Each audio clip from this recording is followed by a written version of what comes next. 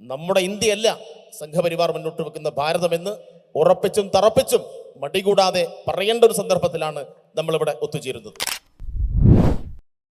ഇവർ മുന്നോട്ട് വെക്കുന്ന ഭാരതത്തിൽ, ഇവർ മുന്നോട്ട് വെക്കുന്ന ഈ സങ്കല്പത്തിൽ എല്ലാ വിഭാഗം ആളുകളെയും ചേർത്ത് നിർത്താനാവശ്യമായിട്ടുള്ള ഒരാശയമുണ്ടോ?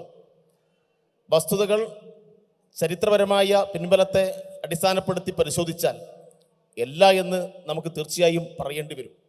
അപ്പോൾ നാനാത്വത്തിൽ ഏകത്വം എന്ന് പറയുന്ന ഒരാശയത്തെ മുൻനിർത്തി രൂപപ്പെട്ട ഇന്ത്യ അല്ല ഇവർ മുന്നോട്ട് വെക്കുന്ന ഭാരതം. അതിനകത്ത് ദളിതരുടെ സ്ഥാനം എവിടെയാണ്? അതിനകത്ത് സ്ത്രീകളുടെ സ്ഥാനം എവിടെയാണ്? ഇങ്ങനെ പാർശ്വവൽക്കരിക്കപ്പെട്ട ജനതയെ ചേർത്ത് നിർത്താതെ അപരവൽക്കരിക്കപ്പെട്ട ഒരവസ്ഥയിലേക്ക് രാജ്യത്തെ കൊണ്ടുപോകുന്നു എന്നുള്ളതാണ് ഏറ്റവും പ്രധാനപ്പെട്ട കാര്യം. അപ്പോൾ ഇവർ ഉദ്ദേശിക്കുന്ന ഭാരതത്തിൽ കലാപകലുഷിതമായ അപരനോടുള്ള കരുതലില്ലാത്ത അങ്ങേയറ്റം വിദ്വേഷം കലർന്ന ഒരു തലത്തിലാണ് രാജ്യത്തെ കൊണ്ടുപോകുന്നത്. അതുകൊണ്ട് ഒരിക്കലും നമ്മുടെ ഇന്ത്യയല്ല സംഘപരിവാർ മുന്നോട്ട് വെക്കുന്ന ഭാരതമെന്ന് ഉറപ്പിച്ചും തറപ്പിച്ചും മടികൂടാതെ പറയേണ്ട ഒരു സന്ദർഭത്തിലാണ് നമ്മളിവിടെ ഒത്തുചേരുന്നത്.